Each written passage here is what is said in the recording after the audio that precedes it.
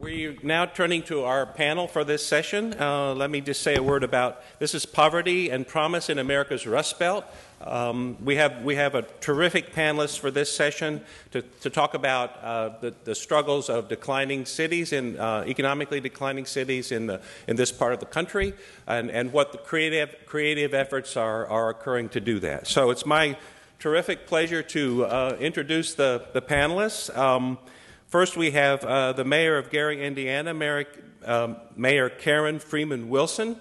Mayor Freeman-Wilson really has one of the most impressive bios that you will find for a person of her age.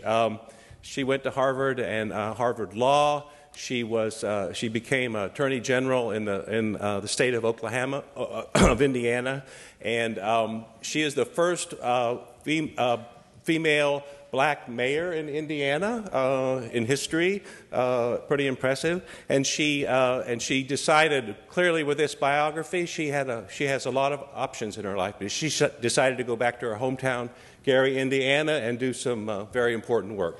Mayor Freeman-Wilson.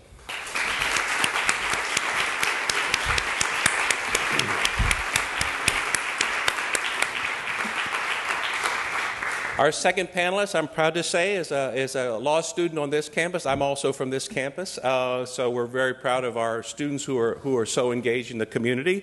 Kaylee Berger is a third-year law student. She has undertaken several initiatives to engage with the community and to bring other students into the community. She started a project in the 21st Ward in St. Louis. It's near North Side. It's not the easiest choice to work in. Very stressed community, and Kaylee has gone out there and built connections, and she'll be able to talk about how to do that as a young person from the university going out to an environment that's very different from the environment on this campus and building connections and beginning to do very good work. Kaylee Berger.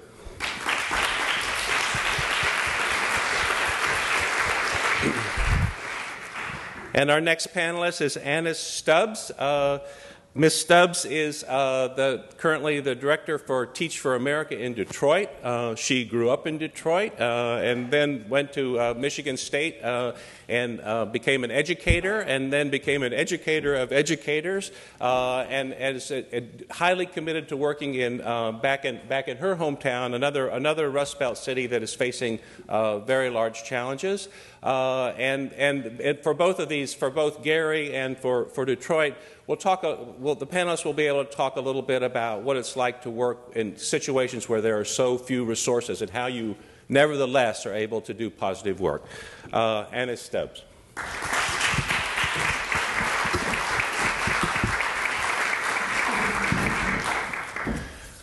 So the first, we'll do this in order. The first, I'll sit down here and be the moderator and ask some questions. So the first, we'll do this in order. So Mayor Freeman-Wilson, could you just first of all, talk about why you decided to go back to Gary and commit to being mayor of that city, and what are the biggest challenges you're facing?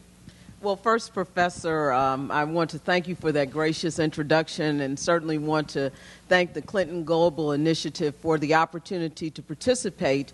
I think that in your introduction, you sort of gave the reason away, and that's because I've had a variety of experiences. I've been extremely blessed to work in government at many levels, to work in and out of the private sector as well. And I knew that with the challenges that we had in Gary, that we needed a widespread, comprehensive solution, and that it was important not to get stuck on trying to deal with putting out fires, because there were a lot of fires to be put out, but there was also a need for sustained planning. And I just thought that I might be able to bring that to the table. And so that's why I decided to take a leap of faith, really.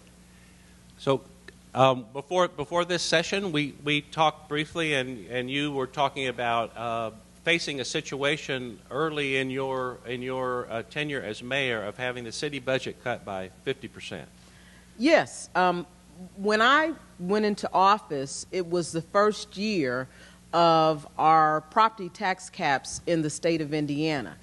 So often when people see cities like Detroit, like Gary, like Youngstown, Ohio, and they see the financial issues that these cities have, they make assumptions about the misuse of money, the abuse of dollars.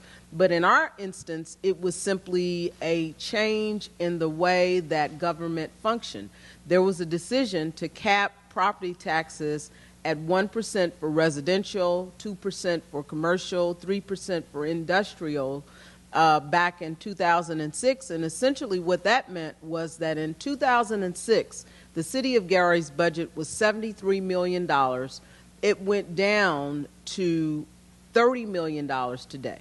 And so the budget that we're operating with is less than half of what we were forced to operate on six years ago. And at that time, that budget was being utilized in a way that it delivered services and that it provided for the necessities of government. Can you talk a little bit, Mayor, about what creative approaches you have to take when your budget has been cut in half, and what initiatives, especially what creative initiatives might draw on resources or unconventional resources, including students in universities? Well, that's been one of the primary ways that we've been able to carve success out of challenge. And we have worked with the University of Chicago, we've worked with Indiana University, we've worked with Purdue University, we've worked with our local community college. And every time someone comes to us with an idea, like the ideas that we heard about earlier, we've been open to them because it's our position that we have to find resources that we don't have to pay for, and because we don't have the money to pay for them. And so by working with universities, by working with local community groups, as an example, we have 57 parks in the city of Gary, but we only have about 10 park employees to maintain them. And so we have an Adopt a Park program where community groups go around and adopt parks throughout the city. So that's one example. Our work with the University of Chicago resulted in us coming up with a plan to catalog and to deal with our abandoned buildings. And so those are just two examples of how we work with others. That's outstanding. Can you talk about what do you see as promising areas going ahead, facing these difficult circumstances? What do you see as potential strategies for moving forward in developing Gary? Our focus really is transportation. Historically, Gary has been an industrial town. It is really focused largely on steel, but the fact remains that we have 3 Class 1 rail lines, we have 4 interstate highways that run through Gary. We're on the one of the largest fresh bodies of water, so we're on the fresh coast. We are also, we have an airport in Gary, so there's a port opportunity, there is an airport opportunity, there are trucking opportunities, there are rail opportunities. And so our next horizon, and one that will provide for sustainable opportunities in Gary, is transportation. So it's a matter of really how do we bring all of that together, whether it's through intermodal, multimodal. We have to do that, and that's, I think, the promise for us as a community. Okay. Do you see ways in which in transportation or other revitalization projects that university students might engage even more in Gary than they have in the past? Are there potential areas where that young people with lots of talents and energy might be able to contribute?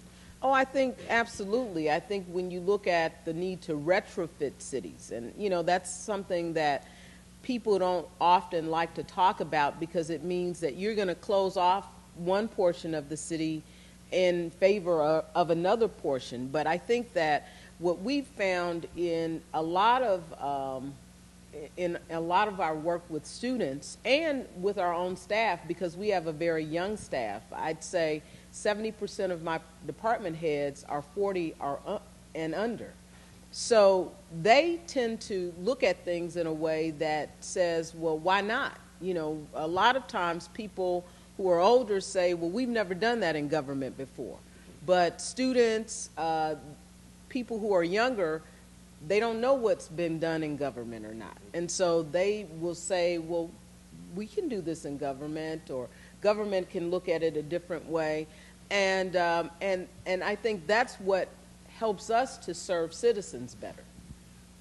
This reminds me, we had a commencement speaker, Wendy Kopp, here a few years ago, and Wendy's main message was that the real value of younger people is that they're too naive to know that they can't do it, which I thought was a really wonderful message, because when people get to be my age anyway, we tend to think, well, that's just too hard to do. But younger people not burdened with this you know, all these experiences that older people have been through. So I think that you know, that's just a terrific resource.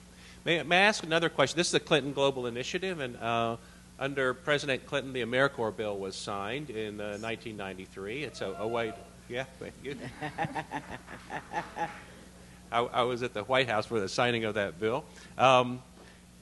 Can you talk about, and this is another kind of innovation that's happening at the government level, this at the federal government level, but really organizing a lot of local engagement initiatives. Can you talk about, is AmeriCorps involved in Gary and doing projects there? Absolutely. AmeriCorps has been a very important part of the rebuilding process in Gary, particularly as we look to assist young men, many of them who are ex-offenders, in getting skills. And there is a program called Youth Build that is a part of AmeriCorps that has been a vital part of helping young people gain skills in the city of Gary, and not just gain those skills, but put them to work in either demolishing buildings or rehabilitating those buildings that can be rehabbed and putting them back to use for the community. I know Youth Build very well. It was started by a woman named Dorothy Stoneman, who's still leading Youth Build, I'm pretty sure. And this is another example of a great initiative by a young person putting together a project from scratch and building it into a national organization. So yes. It's another terrific initiative, innovation coming out of another era that has lasted for several decades now, and pretty well institutionalized, and a really excellent history. So there are ways to innovate, and there are ways to innovate that have lasting value for our cities. Sure, there are. Okay, we'll come back and have a little bit of exchange, but right now I'd like to turn to Kaylee Berger. Kaylee is, as I said, a law student here, and she has started lots of projects in the community, engaging in the city. She started a chapter of a project that is teaching constitutional law in city high schools. Kaylee, can you talk a little bit, first of all, before the details? What's it like to be a law student at Washington University, and then go down to the city and offer to help? How do you do that? Sure. Well, first of all, I'd like to say that also, thank you for having me here. I'm excited to be back on campus. I've been working in New York, and I'm from St. Louis, so it's good to be home. As a law student, I think as a university student, if you're service-minded, you inevitably come across the fact that the people you're trying to serve, just by virtue of you being at a university, in some ways are very different from you, and that can be a real barrier. Since I was 18, which is disturbing to say was 7 years ago, which I know is crazy, but anyway, I started working on the north side of St. Louis, which is, if you're not from here, a very economically devastated area. If you just have to go a few blocks north of WashU to see, some of the schools are unaccredited. there's a lot of people who are unemployed, and there's a very high crime rate. So it's difficult to go into a neighborhood like that when you're not from there and gain the trust of the community and start to build service projects that can really be effective, really be trusted by the community, and really be a productive way of solving some of these challenges. So I think as a university student, you have to do a few things. You have to come up with a real plan that's going to work. The people who are working in these neighborhoods are overburdened, they don't have enough resources, and the last thing they want is to have some university kid call them up who just has a couple of ideas and is really wanting to bounce, ideas off of them and take them out to lunch. And they want you to come to them with a plan. They want you to come to them with resources and show, here's what I want to do, here's how I can help you, here's what I see you helping me with, and here's what I see us doing for our community together.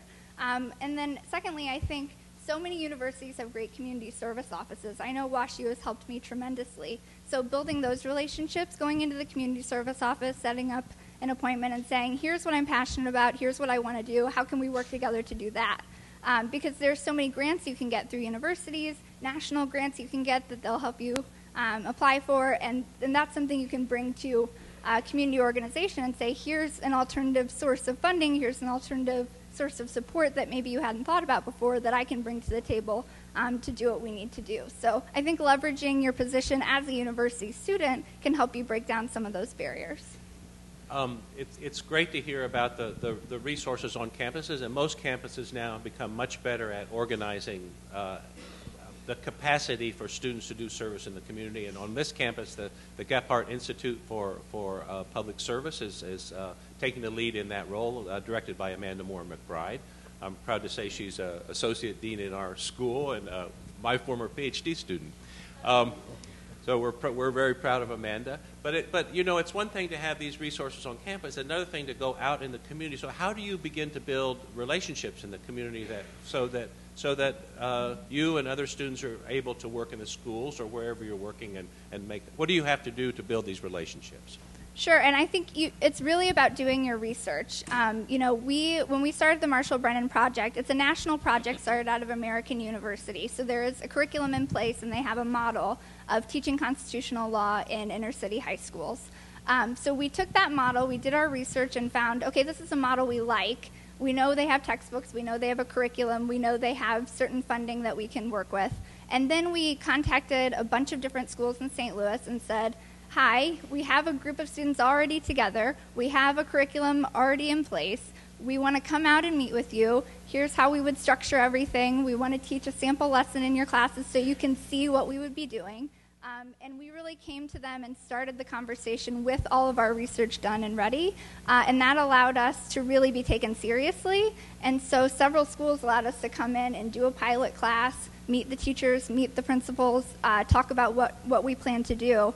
And then we found a school that was so supportive and so enthusiastic, and it was really about connecting with the right people. If you do the legwork and you really reach out to enough people, you will find those little sort of kismet connections around where everything just sort of lines up and works. And we found at Northwest High School, Valerie Carter-Thomas, the principal, and Mrs. Lampros, the law teacher there, were just tremendous people who were willing to be supportive of us and allow us the flexibility to go in and do what we wanted to do. So it was really about being prepared, finding all the background information, and going in with a really prepared message and proposal. Okay, Kaylee, this sounds terrific, and you're building ties and beginning your work, but in any endeavor like this, you're bound to come up to a situation where there's a problem of some kind and something that has to be worked out. And can you talk about how you and these moments you have to work through this in order to really build that relationship? So can you talk about any moments like that you faced in starting your project? Absolutely. I think, we're also passionate about what we do, and we get something in our head, and you wouldn't be here if you weren't like this. You get something in your head, and you want to make it happen, and you believe it's going to happen. And then when you're confronted with these institutional obstacles, or you're confronted with, academics or professors or leaders in the community saying, you know what, I don't have time for this, it feels like, how could this be possible? I want to change the world, and I'm going to change the world, darn it, and why are you in my way?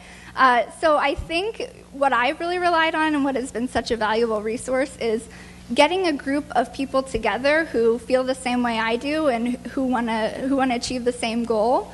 because then you can balance sort of the personalities. And Dave Collier is an associate of mine at the law school who's here representing Marshall Brennan, and he is very even-tempered, he is very diplomatic, and I'm sometimes not as diplomatic and even-tempered. So I find that when we have those challenges or we confront those barriers, I can turn to him and say, okay, Dave, how would you present this? How would you draft this email to really be convincing?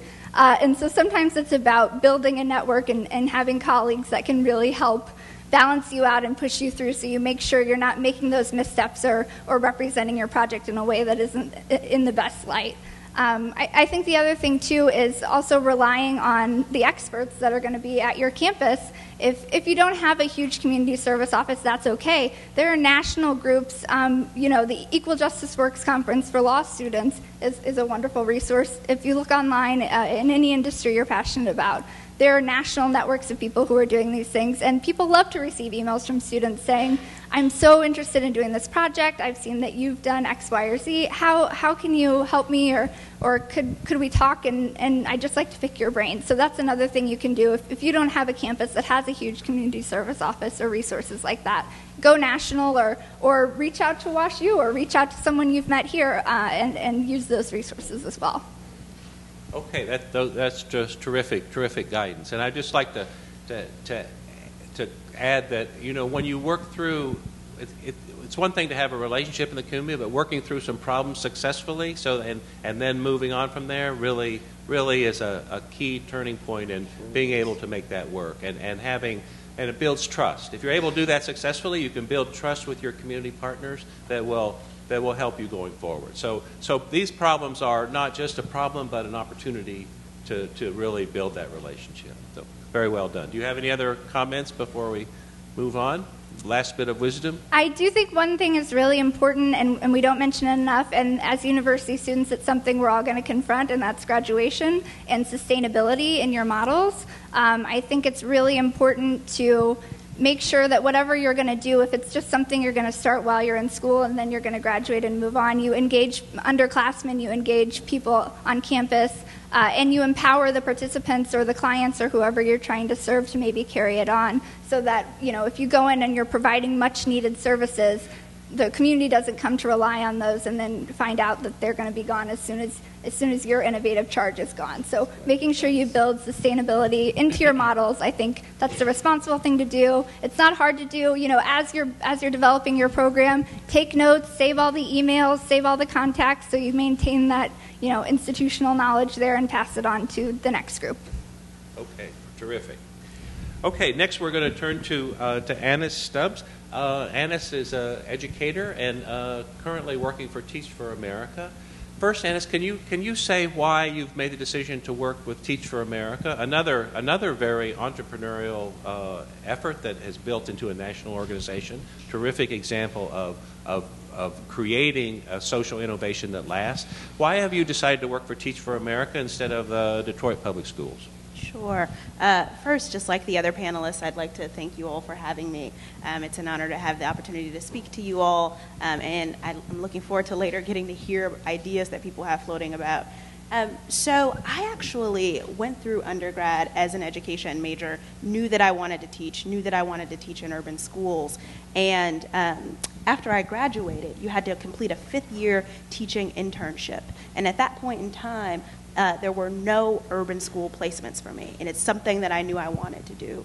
So I actually, out of the blue, applied to Teach for America, coming out of my undergraduate degree, and got accepted and ended up teaching in the South Bronx. I taught middle school there and loved every second of it.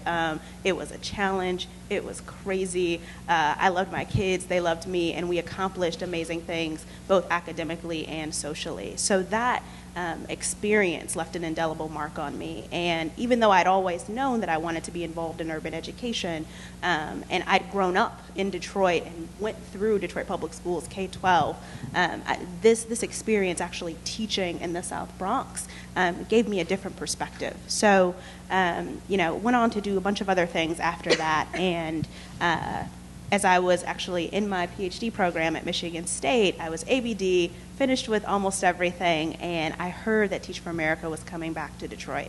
So I got very involved as an active alum and helping to make the connections there, and knew that, felt in my heart that this was one of the many things that would help contribute to the revitalization and sustainability of my hometown. So that's the thing. It tugged back to my own teaching experience, to my own sort of inner true north around wanting to help and serve and work really hard for urban kids. And so that's why I do what I do.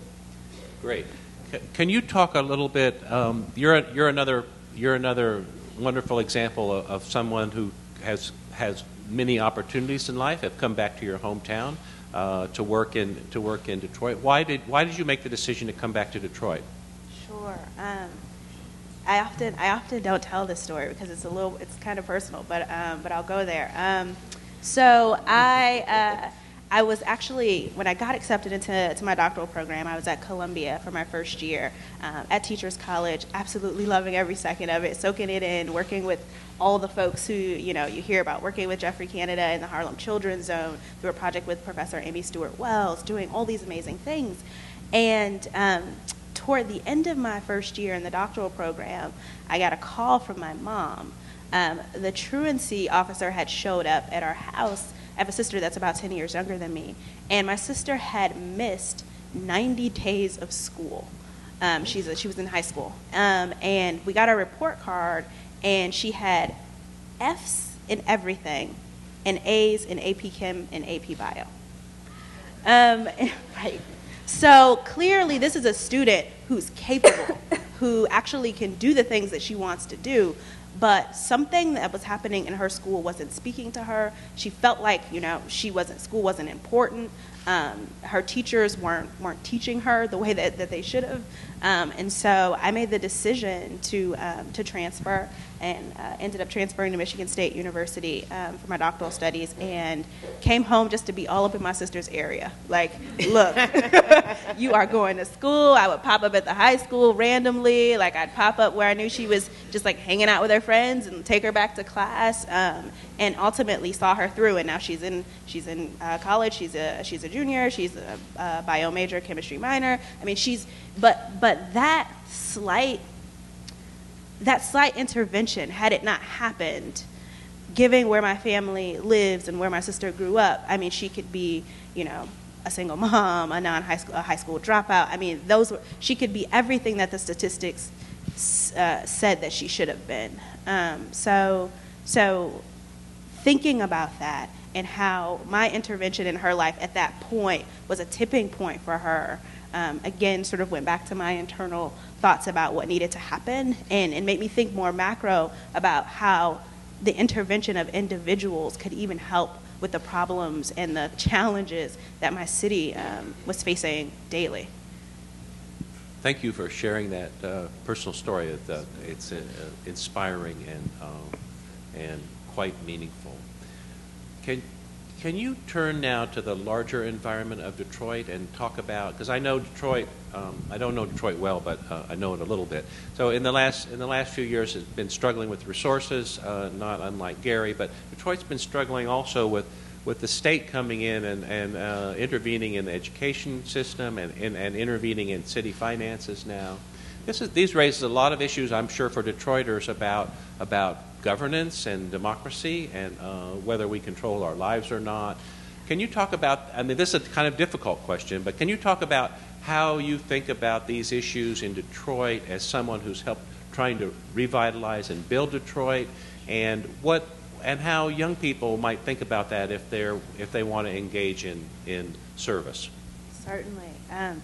It is a tough issue because it is close to home for everyone in the city. So as you said, the city's finances have been taken over by the state, and there is an emergency manager who handles all things financial, thus rendering, for the most part, the city council and the mayor lame duck. The council meets, but there are not many things that they can decide upon that doesn't intersect with finances. Similarly, for the school system, there's an emergency manager of the schools.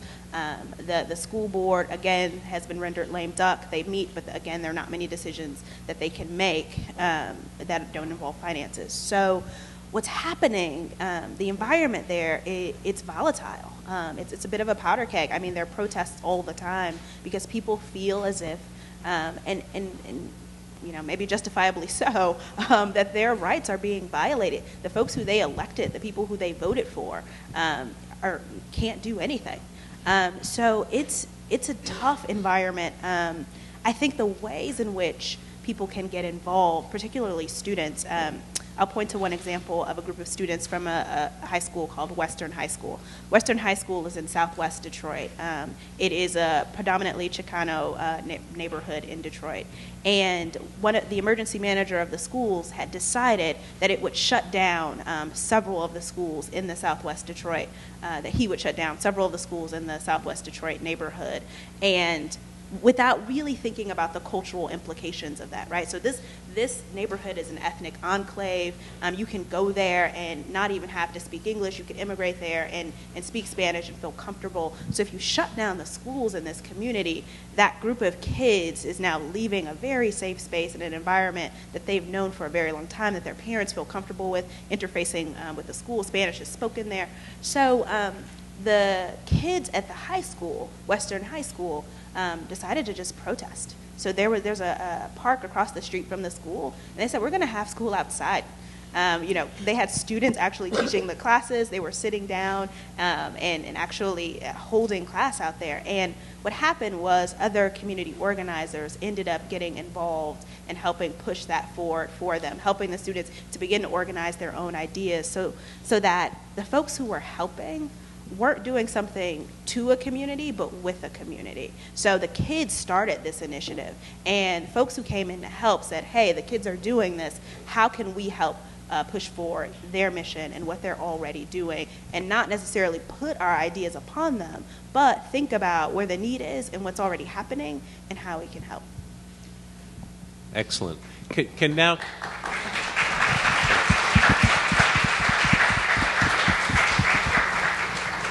Can you now switch to your role as the director of Teach for America for Detroit? And you set in a position where you have, I think, 300 teachers. It's quite a large number.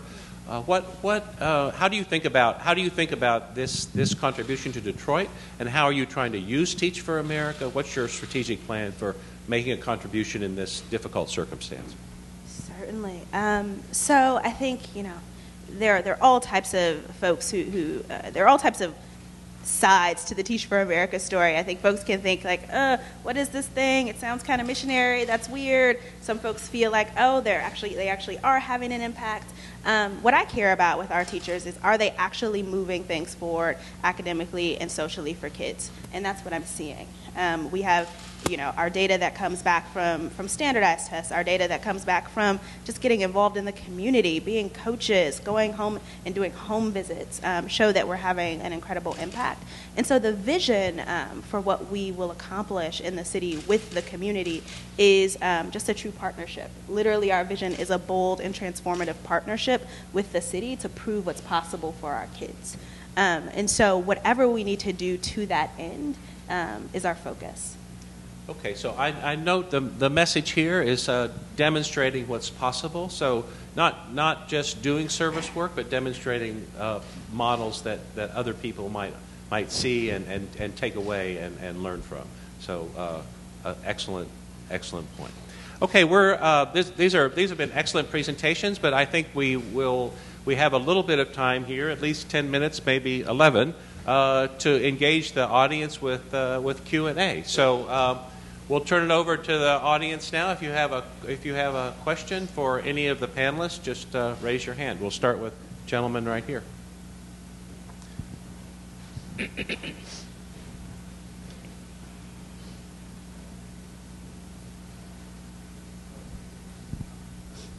My name is Randolph Portugal, and I'm from the College of New Jersey. And so my commitment is to incorporate a healthy marriage curriculum for couples and healthy married couples and parents. So I know you've discussed a lot about this question for all of you, but I want to thank you for coming here and sharing your wisdom. So getting to my question, I apologize. I just want to know, since you are incorporating different municipalities, city officials, and nonprofit organizations, what are you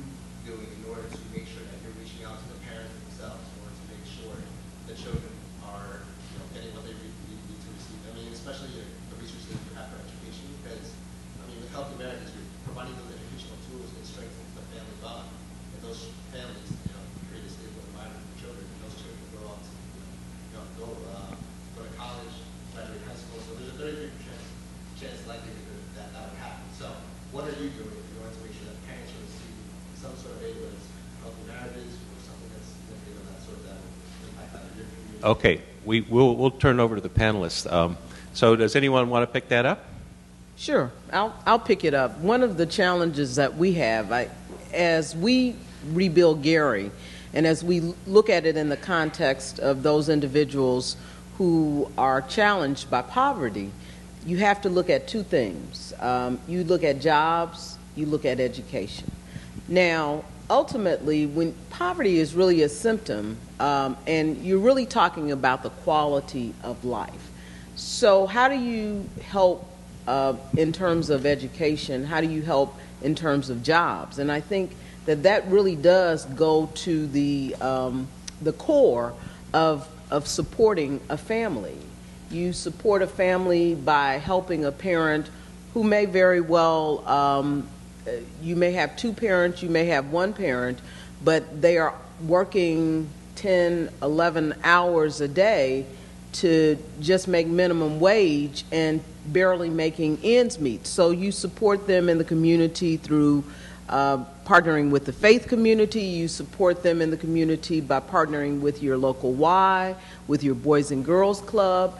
And that's something that we've been very successful at doing in the city of Gary. We've got a $5 million renovation underway with our YWCA so that we can, with our Boys and Girls Club and a relatively new YWCA, because we understand that teachers, that students need support before and after school in order to be successful. Their parents may not be there to get the homework done, so we have to support their efforts to do that. So those are the types of activities that we're engaged in that I think ultimately help the family and strengthen the family. Right. An excellent point.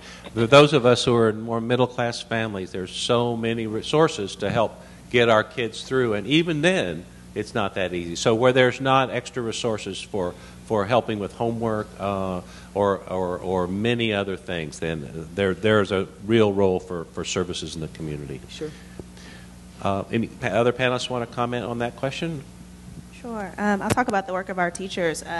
So just from the very beginning, before they even get into the classroom, part of the curriculum for our folks focuses on engaging with students and families. So they dig in really deeply around what that actually means and dig into best practices about what that means, and then literally craft a plan at the beginning of each school year about how they will engage with students' families. And one initiative that we've tried out that we're actually really proud of and is having really great results is we've worked with an organization called Concentric in Detroit, and it's actually based in Washington D.C.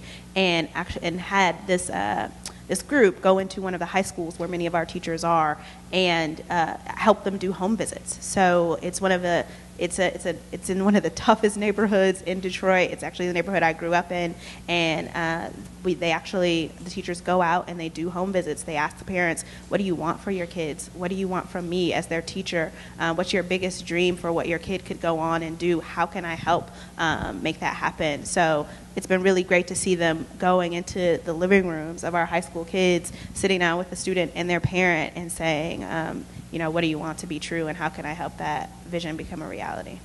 Just to build on that, quickly, for students who are trying to create projects, I think talking about families and what parents want and need is something very personal, and I think it can be a touchy subject, certainly, for someone to come in and try to tell you what you should and shouldn't be doing. So building on, your teachers doing home visits, something we've found really successful is doing focus groups and asking, what resources can we provide to you that would help you? What are your work schedules? When are some days that, we could have our meetings that you could come and attend and not feel like you have to take off work or that kind of stuff. So you want to make sure that you're not just providing the services and telling people what to do and helping them, but also providing them in a way where they feel like they're connected to it, and it's less charity and more building together and growing the community together. Excellent. Okay, another question, young lady right here.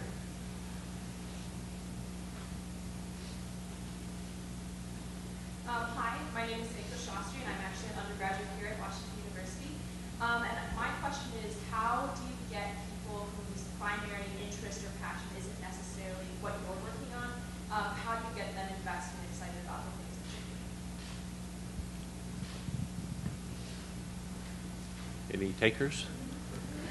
I can talk about that because in our one of the things I had to do a year ago, because I've only been mayor in Gary for a year, is to build a team.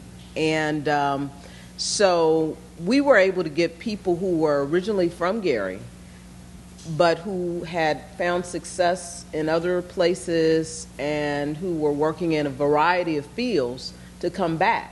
So, you know, I describe it as it's one thing for me to sort of jump off a cliff.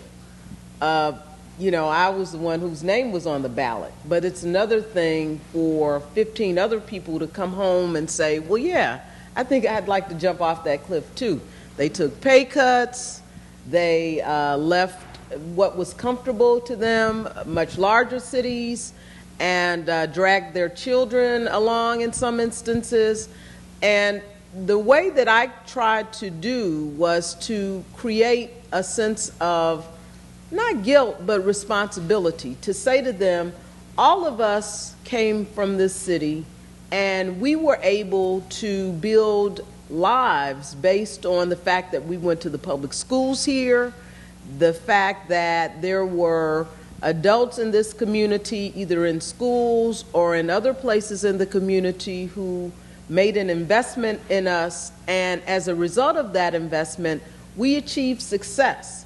So who's doing that for young people now? Who's creating that type of synergy for young people? And so I need you to come back to me and create an atmosphere, the same atmosphere or a better atmosphere that we grew up in, so that these young people will have the same opportunity. I think I can speak to this as a law student. A lot of my classmates are interested in that big firm job, and they're interested in being, you know, productive members of the economy, which I appreciate their tax dollars and all the government work I've done. You know, and I'm sure at your schools, you know, people that want to be investment bankers. We're all smart. Everybody has their own passions, and that is okay. And I've learned over the past few years, not everybody has to have the same intentions. They just have to do a good job. So sometimes when you're in the trenches and there's so much work to be done, if somebody's just doing it to get their service hours so they can, you know, be admitted to the New York bar because they just changed the requirements, now you have to have pro bono hours, and that's the only reason they're there, but they're doing a heck of a good job, all right, you know, come on, let's do this together. So I think, you know, it's not always about convincing everyone that they need to be passionate about every issue all the time and put their whole heart into it. It's about making sure that you can get the resources you need and not kick people out just because maybe they're not as passionate as you are. You really want to get everybody working together, because so many of these issues are so big and we need people with all kinds of talents and all kinds of skills. And so sometimes cutting people a break because they're interested in different things is okay and can be helpful to you. I would just add to that a lot of times people can develop, you know, doing a service project in the community, even if they're only doing it to get their some kind of credential. Sometimes they will also become engaged and make a longer commitment. So those can be very meaningful experiences and actually help them develop, which is at least as important as the other way around. Great. Okay, we'll take one more question. Let's go toward the back of the room this time. We have one right back there. Okay.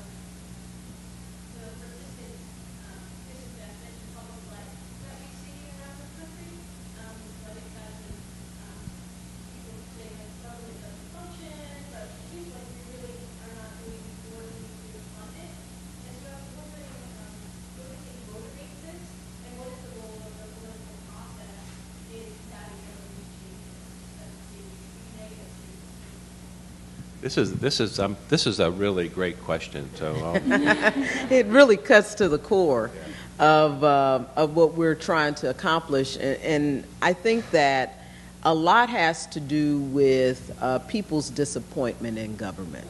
You know, I think we have to be very honest that that as elected officials, we've not always served with honor. I think that there are times where government has been wasteful, and that's when there was more money to go around. But I think what people have to understand at the same time is that while that may have happened in the past, that it does not mean that you just disinvest wholly in government and just ignore the obligation that we have to ensure that government functions for the greater good. And so that's the thing that I try to underscore, to get across to folks. There is a greater good here. There are people who cannot advocate, who cannot speak for themselves, and those are individuals who depend, in some instances, very heavily on government. And so government has a responsibility to function and function well. My position relative to the political process is that the political process is the road to good government. And that's how I view it. We're over time here, but I'm just thank you for these comments. I would just add one note that, you know, in America we don't really have a urban policy. We don't have a policy for cities. I think it has a lot to do with our roots in kind of Jeffersonian agrarian idealism about you know, the roots of the country, and we really haven't gotten over that. We have become an urban society, and we haven't created policies that have fit the reality that we're in. So I totally agree with the mayor. It's up to you to advocate and to build these policies. Okay, I would note a couple of notes here. We're going to turn this over to your discussion groups in just a second. That there is a huge role, obviously, for personal commitment. That it may be that not everybody who's doing service in the community has to be dedicated to that in order to use them as really good resources, but Kaylee does if she's starting the project, and the mayor does if she's a mayor of Detroit. So there has to be leadership. There has to be committed leadership that's willing to make sacrifices and bring other people in to get these jobs done. And clearly in the case of Ms. Stubbs, very committed leadership that connected with a family member and helping a family member get back on track at the same time and helping build her community. These are terrific examples of leadership, all three, that we can learn from. Okay. We're going to turn now to your table discussion. So you have about 10 minutes or 12 minutes to discuss around your tables. Please engage in discussion, and then we'll have a couple of minutes at the end to hear back from a couple of tables and sum up. So please talk with one another.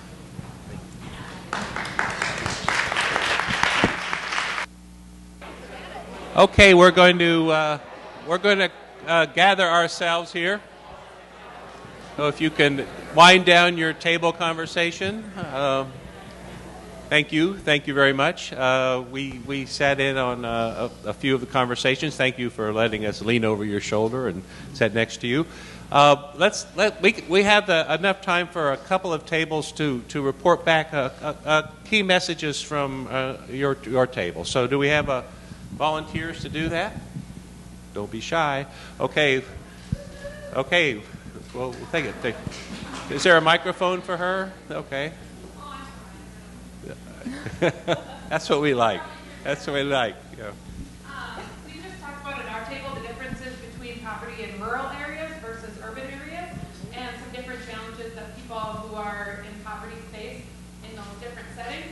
And then we also talked about education and the cycle of poverty, and just some of the things that actually get in the way of education. So even students who are going to school and receiving an education, but who are focused on the products of their environment and can't really retain the information that they're learning in school and can't really utilize their education to the fullest. So, and your responses at your table of how to engage with those issues? Oh, well, we didn't get extremely far. We talked about it a little bit, but... I thought you were all here. I thought you were all here because you're entrepreneurs. Okay, very good. Okay, another table. Here's one.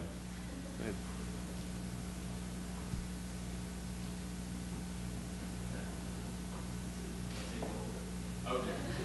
I'll try not to break.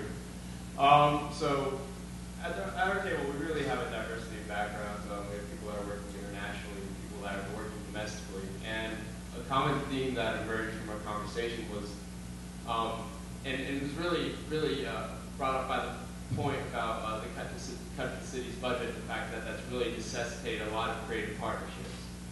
And the idea that in going forward and trying to develop new urban policy and to develop new social innovations, the fact that we can no longer look at private and public and think of those divisions as being fixed, or even think about those divisions at all. Instead, just looking and seeing partners and not considering what traditionally we might think of as different roles, and just seeing assets rather than divisions, and the value of working internationally in terms of broadening your perspective.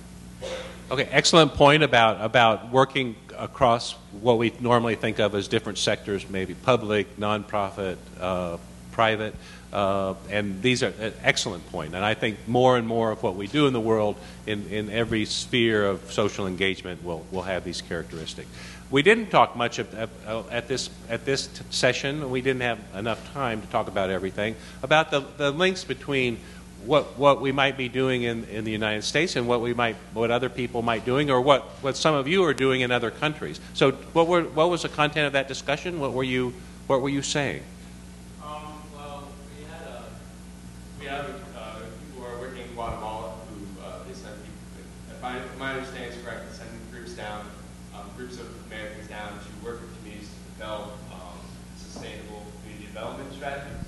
My work is specifically in recreating local food systems by connecting local producers with local communities. And the strength that I found in that is taking a grassroots idea and utilizing private infrastructure to leverage public funds. Because when you stand alone, when you just have grassroots innovation, that is usually terribly underfunded. When you have government, it can move a little bit too slow, and sometimes private infrastructure is just too focused on some needs. Right. But when you can bring those things together, things can happen really remarkably quickly. Okay, great. And another good point about looking for resources. I'll just make the observation about service going to another country. It will be nice when the Guatemalans also come up and work in North St. Louis. And this is something we need to figure out. Service in the tradition of going from north to south rather than south to north is an idea that will pass away in this century. You all can be a stimulus to help get that done. Okay, I want to thank especially I want to thank the excellent panelists for really great presentations, each of you.